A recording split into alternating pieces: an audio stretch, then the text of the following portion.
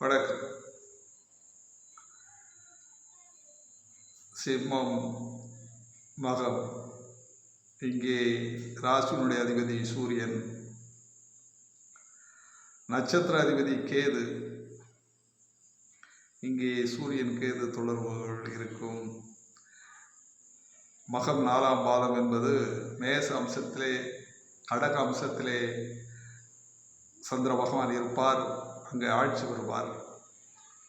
அந்த அடிப்படையில் மனைவியிடம் அடங்கின கணவனாகவும் மகம் 4ஆம் பாதத்தில் பிறந்தவர்களை இங்கே நாம் விளக்கிக் கொண்டிருக்கிறோம்.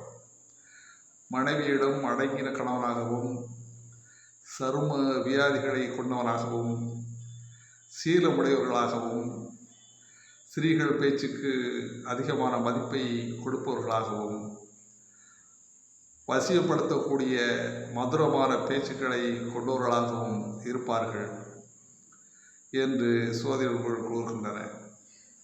வாழ்க வளமுடன்.